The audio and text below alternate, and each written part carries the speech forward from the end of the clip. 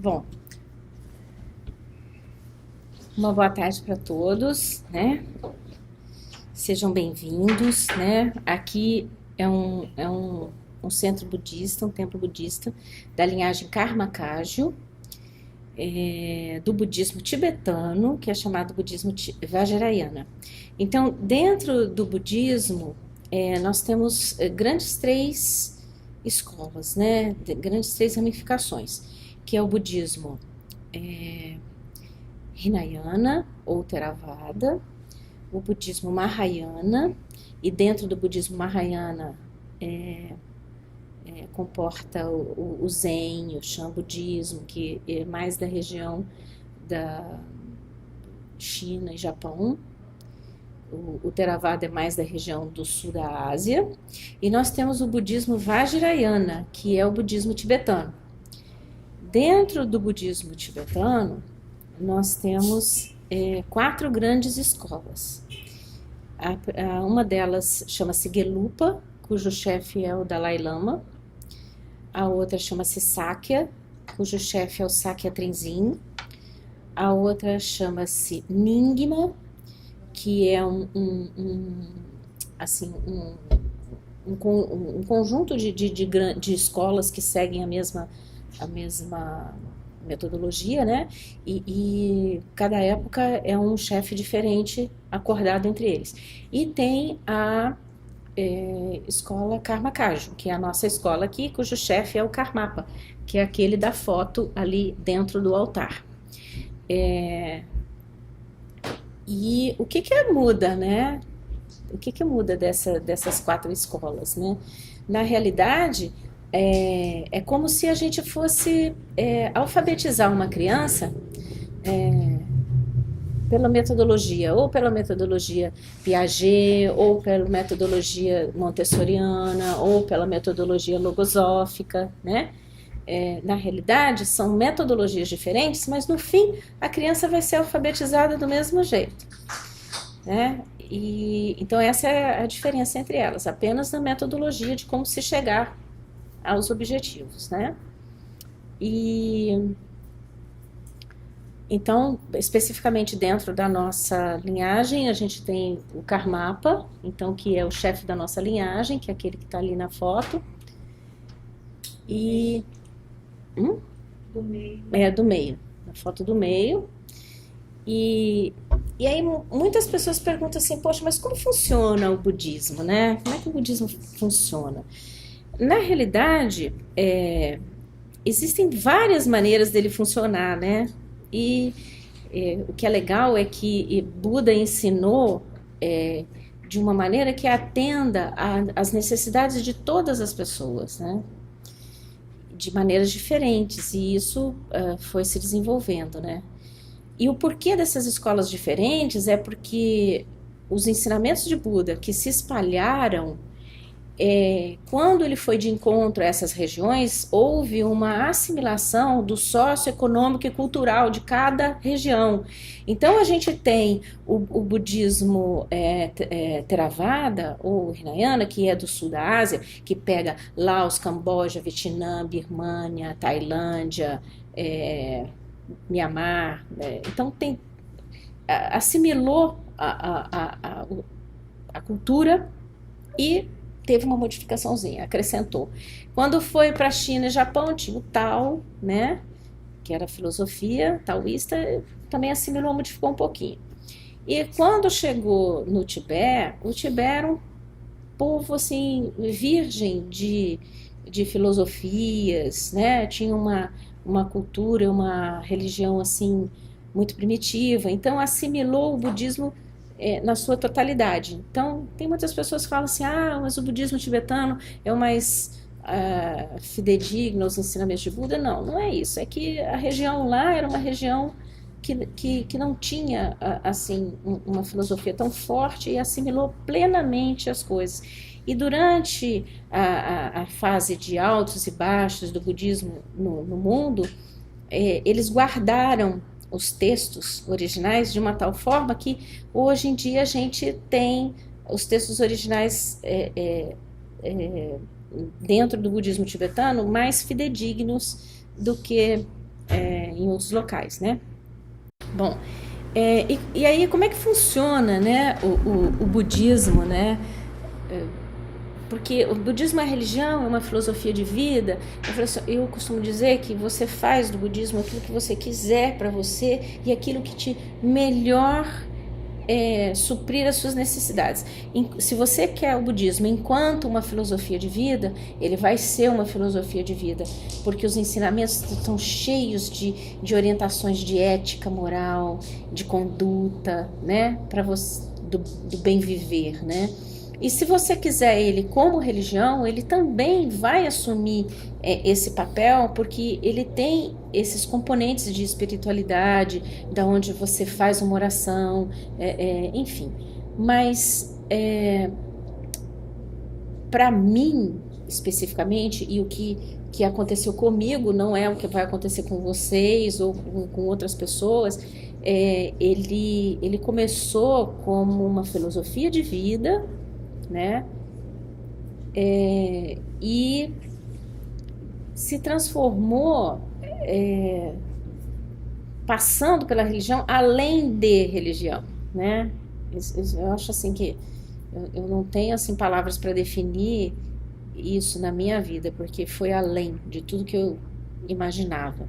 Por isso que eu incorporei isso na minha vida de uma tal maneira que não troco por nada. Mas a busca é um caminho muito pessoal, é muito individual.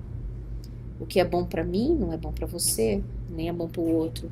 E nem o budismo é o senhor da verdade, né? Ele é apenas um caminho.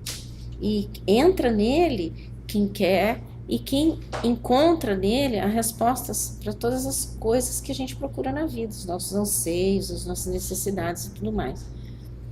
Então, existe uma parte filosófica dentro do budismo que trata da mente, do funcionamento da mente, de meditação em si, das técnicas de meditação.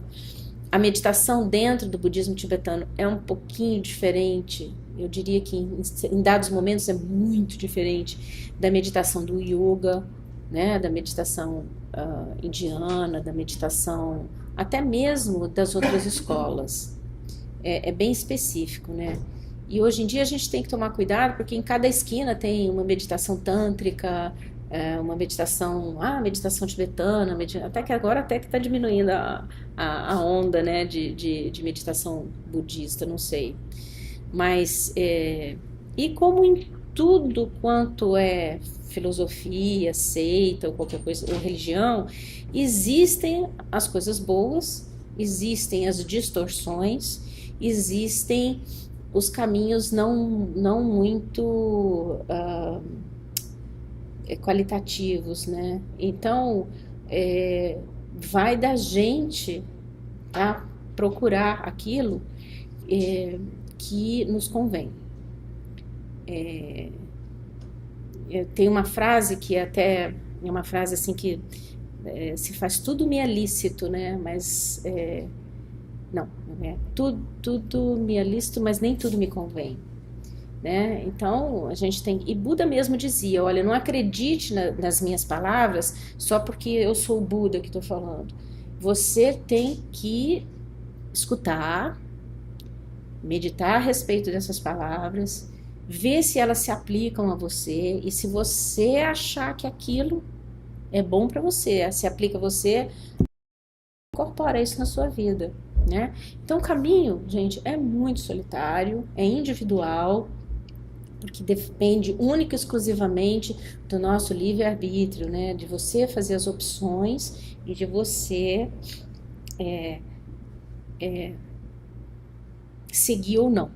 Porque se você seguir as coisas boas, as coisas certas, você vai ter um retorno bom, um retorno certo. Se você seguir as coisas não muito boas, você também vai ter um retorno não muito bom. Então, é com a gente mesmo, né? Bom, então, e aí como é que funciona assim essa parte, a parte filosófica da coisa, né? Porque tem muitas pessoas que por que a gente, antes de falar nisso, eu ia dizer, por que a gente procura alguma coisa na vida, né? alguma seita, alguma religião, alguma filosofia, porque a gente não está bem, né? Porque a gente está sofrendo, a gente está buscando alguma coisa. E todo mundo sofre. Todo mundo sofre. Não tem esse nem aquele. Todo mundo sofre. Então a gente busca alguma coisa que dê um alívio para as nossas, para o nosso sofrimento, para as nossas necessidades, para as nossas angústias do dia a dia, né? Para a nossa confusão mental. Um ser humano, ele é caracterizado pelo apego, desejo. Desejo que eu digo não é o desejo sexual em si, é o apego ou aversão, né? A gente quer as coisas, deseja as coisas, luta para ter. Quando tem, morre de medo de perder. Quando perde, sofre também. Então, a gente nunca está feliz, nunca está contente, né? Está sempre modificando, mudando. Então, a gente só procura quando a gente precisa. A gente só volta para a espiritualidade quando a gente sofre, quando a gente precisa de alguma coisa, quando a gente precisa de um alento. Ou mesmo, não precisa não necessariamente sofrer um acontecimento na vida, mas quando a gente não vê um sentido, ou quer buscar um sentido, ou quer fazer uma diferença na vida da gente, a gente procura. Então, na realidade, a gente está incomodado de alguma maneira. E isso é uma característica de todo ser. No budismo a gente chama de ser seisciente, aquele ser que tem ciência da sua existência. E isso até um inseto tem, né? Então, o inseto também sofre e também tem prazer, né? Quando ele está com fome, o inseto vai lá, come, ou suga seiva, ou suga sangue, ele está satisfazendo a uma necessidade dele. Então ele é feliz nessa hora. Embora ele não tenha uma consciência igual à nossa, mas é um ser também que sofre, também quando tem fome, quando tem frio, e que também tem as suas necessidades satisfeitas, também fica bem, fica feliz, né?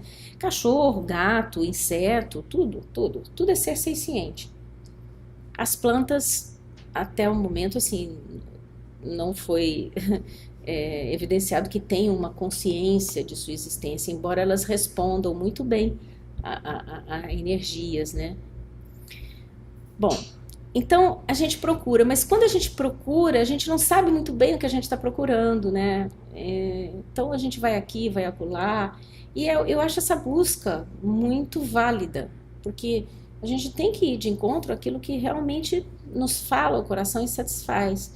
Então tem pessoas que chegam ao budismo justamente buscando a parte mais filosófica, que é...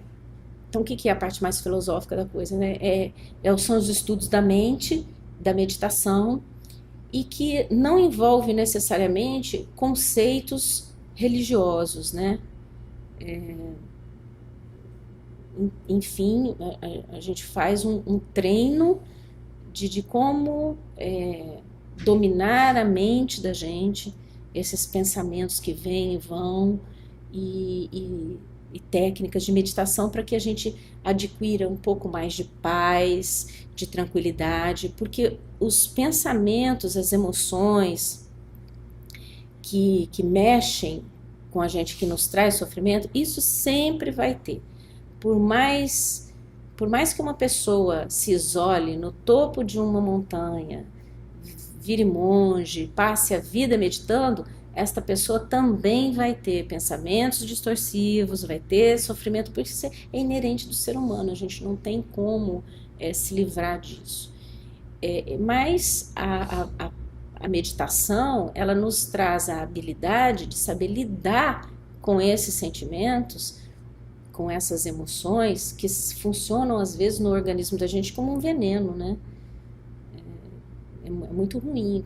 Quando a gente está com raiva, a raiva parece que se espalha, o sangue ferve, a pessoa perde a lucidez, faz coisa que não deve, né? Onde a gente tem até os crimes passionais, né? Ciúme, raiva. Então, isso é uma coisa que domina a gente. É veneno mesmo. Então a gente costuma dizer assim, são venenos mentais, porque isso afeta realmente o organismo da gente. As nossas ações, as nossas palavras, né? E no momento em que a gente entende como isso funciona, e através das técnicas de meditação a gente passa a dominar isso, a gente passa a ter a consciência de que assim, eu sou um ser humano, eu vou estar passivo de ter momentos de alegria, momentos de tristeza, de raiva, de orgulho, de inveja, de sensação assim, de que fui rejeitado, enfim, todos os sentimentos bons e todos os sentimentos ruins. Só que na hora que esse sentimento aparece, você, através de tudo que você entendeu, de tudo que você aprendeu, você em fração de segundos, porque a mente da gente, ela pode fazer isso, em frações de segundos, você se isola daquela situação e fala assim, não, mas espera lá, por que eu estou com raiva? Por que eu estou me sentindo rejeitada? Por que eu estou, até não só do lado ruim, do lado bom também, por que eu estou assim, feliz? Por que eu estou com prazer em tomar esse copo de suco? Quando você passa a entender como funciona isso e como lidar com isso, você passa a não ter mais os efeitos nocivos que aqueles sentimentos ruins poderiam te trazer. Você passa a medir mais as suas ações em palavras, em atos, né? E você também aprende a se precaver também, porque a felicidade demais também entorpece, né? Não é só os momentos ruins que trazem distúrbio na nossa mente, os momentos de felicidade também, né? Então, viver dentro do equilíbrio é uma coisa muito difícil para a gente. No dia a dia, onde você tem que trabalhar, você tem que lidar com outros seres humanos que têm as mesmas coisas que você e têm os mesmos anseios que você, ser feliz. Então, a parte filosófica do budismo ensina isso, que olha, gente, é muito difícil, é muito difícil. E aí vem a outra parte, né, que é a parte que eu diria que é a parte, não gostaria de usar essa palavra, a parte religiosa da coisa, né, mas não é bem a parte religiosa, mas é a parte onde ensina os meios hábeis para você, de uma maneira rápida, atingir tudo o que a parte filosófica te ensina e prega. Porque não adianta nada a gente sentar aqui e falar uma porção de coisas sobre como funciona a mente, o que deve ser feito, se não ensinar como fazê-lo.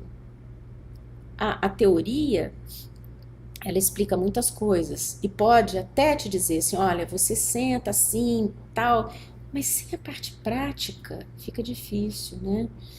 E essa complementação, essa outra parte dentro do budismo, que eu falo que dá os meios hábeis para a gente botar em prática na nossa vida tudo que a filosofia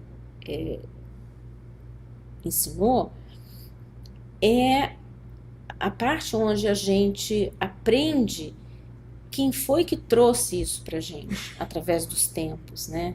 Então, dentro de um templo budista, você vê que tem muitas cores, né? Tem muitas figuras, tem muitas estátuas, né? E tudo, tem muitas tankas. Tankas são esses quadros feitos com tecido e pintados à mão. Tudo tem um significado, tudo. Então, nessa parte que complementa, que vai dar um ensinamento para você, como você colocar isso, você vai aprender o porquê que a gente usa todos esses meios hábeis, né? Porque quando a gente fala de mente, a gente fala assim, eu não precisaria de nada disso. Realmente, você não precisaria de nada disso. Mas se você fosse uma pessoa iluminada, se você fosse um Buda realizado, não precisaria de nada disso. Mas nós não somos, a gente precisa de instrumentos né?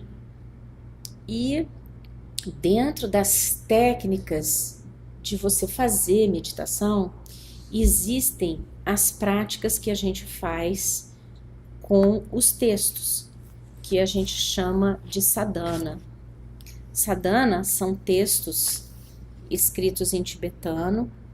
Para nós tem a transliteração e a tradução, para a gente saber o que a gente está falando, o que a gente está fazendo. Que nada mais são do que uma liturgia onde lembra a sua mente as qualidades de alguém ou as técnicas de meditação e visualização que você deve fazer durante o momento que você está lendo e cantando uma liturgia. Eu não vou falar oração, porque isso daqui vai além de uma oração, tá? Basicamente, os textos de uma sadhana, eles são oração, se você quiser que seja, é um roteiro de meditação, se você quiser que assim o seja, e é um instrumento, acima de tudo, para você realizar aquilo que o texto se propõe. Então, nós temos liturgia, então eu vou dizer sadhanas, que estão ligadas à prática, por exemplo, de Buda da medicina, de Buda da compaixão, né, de Tara, que são deidades, né, relacionadas especificamente com aquele assunto. Buda da medicina, óbvio, saúde, bem-estar, né? O Buda da compaixão também, para desenvolver a compaixão nossa e o entendimento, não só nosso, como dos seres. A sadhana de Tara, que é uma deidade feminina, que nos remonta às nossas dificuldades mentais e físicas, né?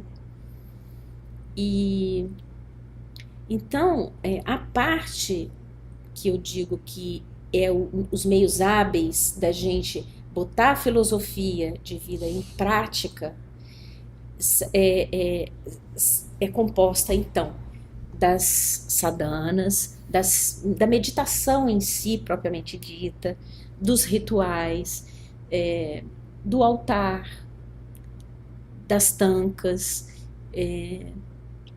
das figuras de pessoas que fizeram, porque as técnicas de meditação que a gente usa aqui dentro do templo são as mesmas que Buda ensinou 800 anos antes de Cristo. Acho que é isso. 800, um pouco por aí.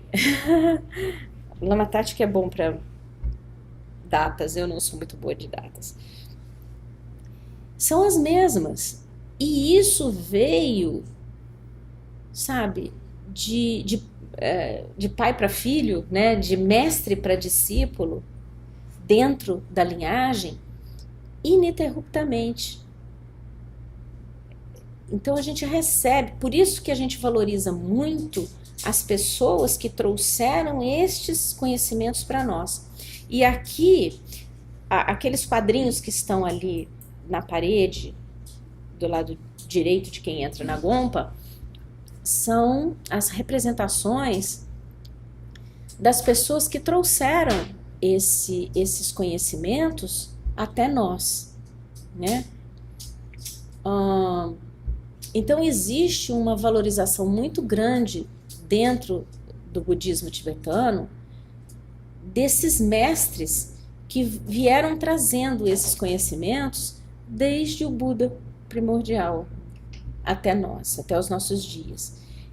Valorizar isso e agradecer é muito importante, porque essas pessoas foram pessoas realizadas e elas trazem uma bênção dessa realização nos ensinamentos que elas nos passam. Então, a gente chama de as bênçãos da linhagem. As bênçãos da linhagem, elas são muito presentes em tudo aquilo que a gente faz. Por isso que quando a gente vai fazer uma prática, a gente recebe uma leitura daquilo, que a gente chama de Lung, e recebe uma permissão de prática que se chama Wan. E também o Lama explica como fazer, que se chama Tri. Então, na realidade, não adianta eu passar, vocês pegarem um texto e repetir aquele texto sem saber o que fazer com ele. Então, existe para aquelas pessoas que querem se aprofundar mais nas técnicas de meditação, de transformação, porque na realidade o que a gente quer? A gente quer transformar palavra, corpo e mente numa coisa melhor, numa coisa boa, e viver e experienciar a vida de uma maneira que a gente seja mais feliz e possa espalhar isso ao nosso redor, porque a gente não conserta o mundo, gente, não tem como. Mas se você mudar sua palavra, corpo e mente, a sua postura mental, com certeza você vai influenciar ao seu redor. E com isso, você está melhorando as coisas ao seu redor. Você já pensou se cada um fizesse a sua partezinha? Olha que legal, a gente atingiria o mundo. Então, se a gente não consegue pegar o macro, vamos pegar o nosso microcosmo, né, ao redor da gente. Porque todo mundo quer ser feliz, isso é o básico. Mas todo mundo sofre, todo mundo está sujeito a essas intempéries, né, da nossa mente, dos nossos sentimentos, porque a gente é humano, não tem como. Né? Quando você está com fome, você quer comer. E quando você come, você se sente bem. Isso é humano. Bom, então eu expliquei das sadhanas, né, como se faz. Até montar um altar, na realidade, assim, pergunta assim, poxa, os Budas e as pessoas realizadas, elas não precisam de oferenda de água, de luz, tem alguns lugares que oferecem até comida, né? Realmente não precisa, gente. Então, por que a gente faz isso? A gente faz isso para praticar a nossa generosidade, a nossa disciplina, né? A nossa metodologia.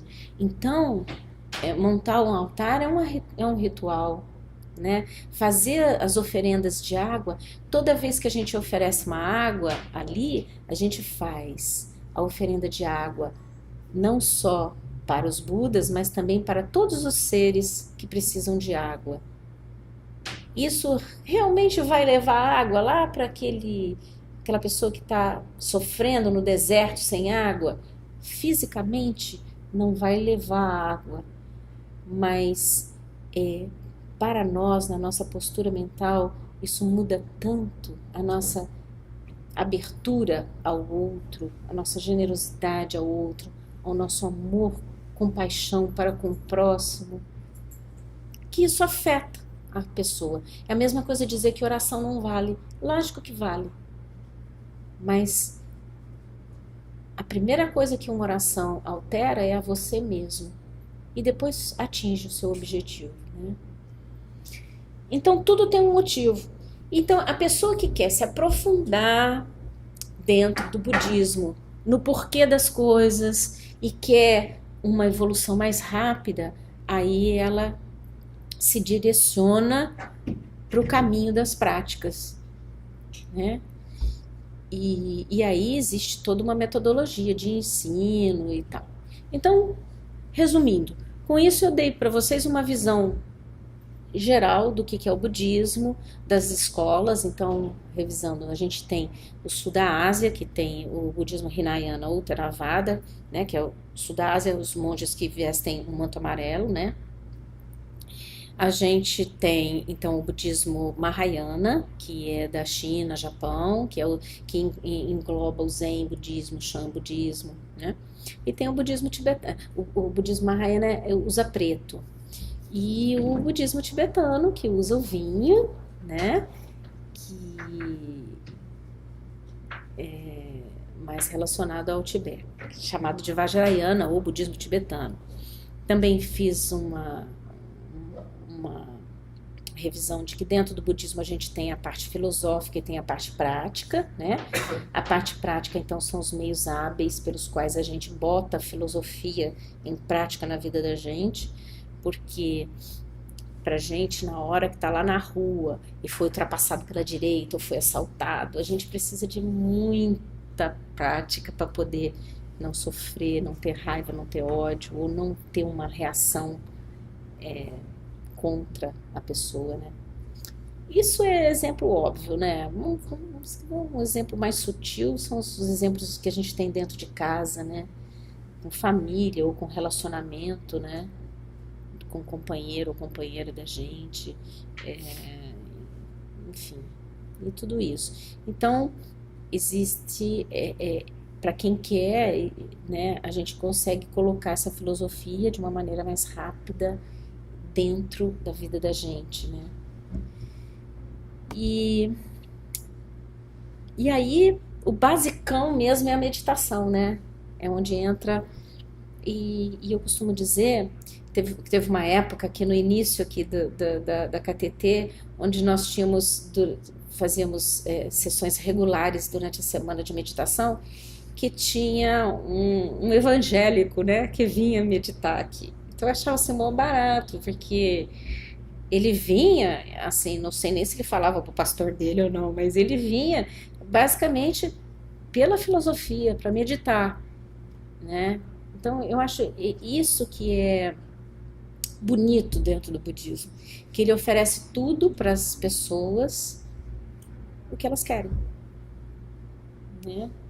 Agora, basta você seguir ou não, porque como eu falei no início, o caminho é individual e solitário. Existem situações onde o lama ele tem a capacidade de te dar o ensinamento e é como se puxasse pela mão, né? Para te ajudar a ir mais rápido. Isso acontece, mas é para as pessoas também que querem isso, né? E, assim, e lama, faltou esse conceito de lama. Lama, o significado de lama é mestre, né? Então, existem nomenclaturas, existem várias, modifica em algumas linhagens, em algumas escolas, mas basicamente dentro da nossa linhagem, lama é a pessoa que fez os 3 anos e meio de retiro e recebeu os ensinamentos não só filosóficos, como das práticas também, e está habilitado a passar e dar meditação. Assim mesmo, pontuado pelo mestre.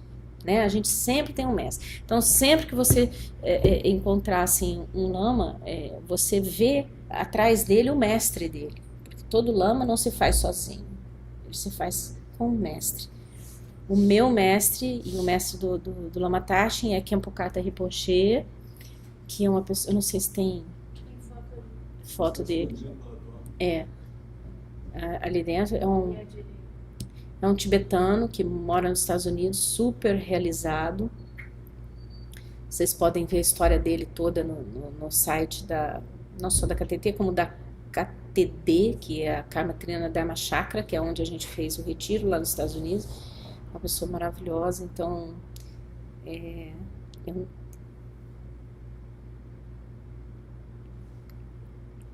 desculpa, toda vez que eu falo nele, eu me encho de felicidade, porque eu não tenho palavras para agradecer a generosidade dele de ensinar. É uma coisa assim maravilhosa. Bom, e são pessoas assim que se dedicam a vida inteira a formar pessoas, a ensinar, a dar apoio e tudo mais. Eu acho que vale a pena vocês darem uma olhadinha no site da KTD e ver a obra dele e o que ele ensina. Nossa, é fantástico. E é isso. Por isso que eu falo que as bênçãos da linhagem, as bênçãos de quem ensina e chega até nós, É maravilhosa. Então, o lama é a pessoa assim que é um mestre, um professor, mas existem lamas e lamas, né? Entendeu? E então as pessoas realizadas a gente sente, a gente vê e são muito preciosas, por isso recebem o título de Rinpoche. Rinpoche significa precioso. Esse título geralmente é dado pelo chefe da linhagem, no caso Karmapa, né? E no caso deu ao Khenpo Karthar Rinpoche. Mas lama é apenas um título e é uma preparação que você tem. O lama pode ser ou não monge. O monge ou monja é a pessoa que faz os votos e entra na vida monástica com aquelas regras todas e vive dentro do monastério. O monge também pode ser lama ou não.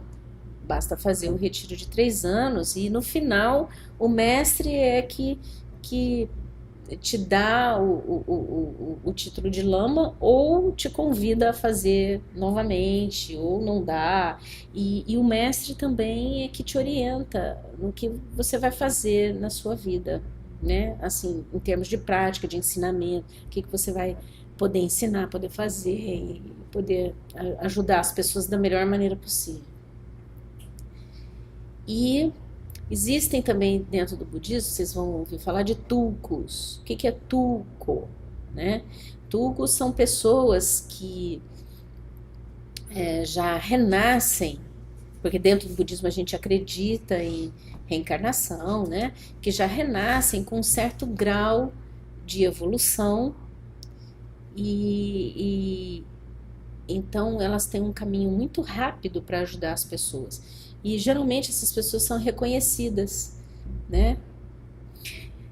E dentro da nossa linhagem, o que é maravilhoso, o Karmapa, ele é o 17º da nossa linhagem. Ele, antes de morrer, ele deixa uma carta escrevendo o nome do pai, o nome da mãe e aonde ele vai nascer. E qual o ano. Então, quando ele morre, eles abrem a carta e aí é muito fácil, né? Ver a região, o ano que vai nascer, o nome do pai e o nome da mãe. Às vezes chega a detalhes assim de quantos irmãos e tudo mais. Isso não tem falhado há 17 gerações. Olha que maravilha. Então, isso é para provar para a gente que as coisas realmente existem, né? Basta a gente conseguir enxergar. Porque o que mais atrapalha a gente é que a gente tem tantos véus a cobrir a visão da gente, o entendimento, a compreensão da vida, da mente, das coisas como funcionam, que a gente começa a ficar descrente, começa a ficar assim, com um respaldo muito grande às coisas, né? E não fica aberto às coisas que estão aí na nossa frente, né? Bom, então basicamente foi um pincelamento geral sobre budismo, sobre as linhagens, as escolas, como funciona, né? E o carro-chefe de qualquer lugar é a meditação, né? Então existem técnicas de meditação, como se medita e tudo mais. E dentro dessas técnicas, que a princípio são técnicas básicas, né? De postura, como é que se senta, como é que posiciona as mãos, a cabeça, a coluna e tal. Tem a parte física, a parte mental, de como você como é que você se posiciona mentalmente num momento de meditação. E tem pessoas que falam assim, mas eu jamais vou conseguir parar minha mente, sossegar, eu não consigo sentar, eu fico mexendo, pensamentos vêm e vão. Não tem problema, sabe? Existe técnica para isso e na realidade a gente não quer que vocês parem. A meditação em si não é parar de pensar, parar de pensamentos virem e irem, não, porque isso é característica da nossa mente. A nossa mente, embora a gente não saiba definir, a gente sabe qualificar. né? A nossa mente, ela cogniza, a nossa mente tem vários pensamentos, né? E pensamento é sentimento, e é um pensamento atrás do outro. Se você pensa, por exemplo, numa mosca que está voando na sua frente, você olha a mosca que está voando, de repente você olha já a cor do vestido da menina, o sapato do outro, e é sempre assim, todo o nosso campo visual, tátil, auditivo, o sensorial todo é a porta de entrada para os nossos pensamentos, né? E na realidade a meditação vai te ensinar a lidar com todas essas interações, né, que a gente tem com o mundo através do nosso sensitivo, né, dos órgãos dos sentidos, e também vai te ensinar a lidar quando a gente desliga esse sensitivo e fica só com a mente, né, que é uma parte mais profunda da meditação, onde você consegue isolar o teu sensorium de um modo geral e trabalhar só com a mente, né? Então, essa é a pincelada inicial. Alguém tem alguma pergunta? Alguma coisa do que eu falei até agora? Meditação seria sempre com mantra? Não necessariamente. A meditação, ela pode ocorrer de várias maneiras. Você pode meditar fazendo mantras, você pode meditar lendo a sadhana, você pode meditar prestando atenção num objeto com o seu órgão sentido, pode ser visão, audição. Então, a meditação, ela utiliza de vários instrumentos para se realizar.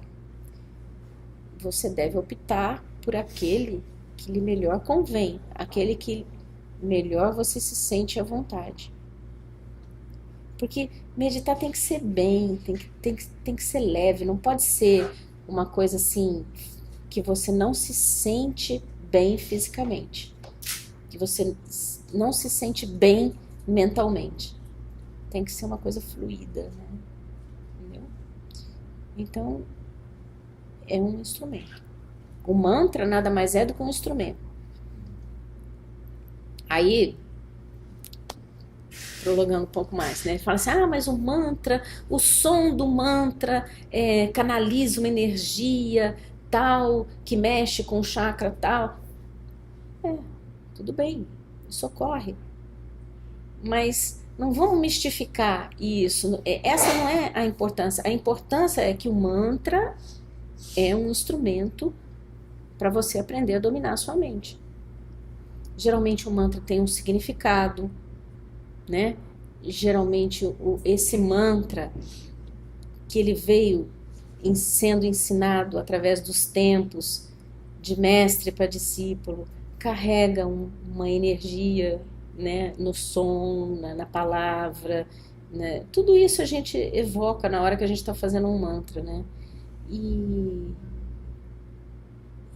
traz, apazigua a mente também, né? Porque você foca ali. Mas a gente pode focar com muitos outros instrumentos, né? Entendeu?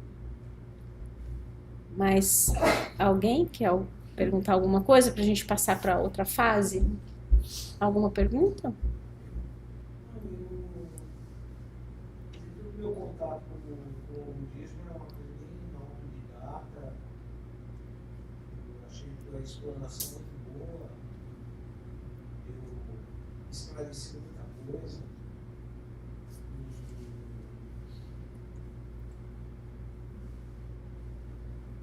Acho que é isso. Então. Isso. E a gente nunca pode, assim, ter pressa também, porque as coisas precisam ter um tempo. É igual o tempo de você plantar, né, de semear e de colher. As coisas precisam amadurecerem dentro da gente. Até porque vem aí alguns outros conceitos que para quem opta por entender melhor, a gente passa a entender melhor assim o karma, né, de cada um, né? E o karma dentro do budismo tibetano tem um conceito assim diferente de karma que é usado na espiritualidade de um modo geral, né? Porque karma para nós é toda a ação, né? Uma ação. Isso é karma. É uma ação. Não necessariamente relacionada com ação e reação. Isso existe, mas não é diretamente relacionado. Karma é ação. Tem muita gente também que acha que karma é só negativo. Não, existe. Karma é ação. Toda ação que a gente experiencia, realiza, né? Então, o karma, de um modo geral, depende muito das ações que a gente, das causas e condições que a gente mesmo faz para que ele se realize. Ok.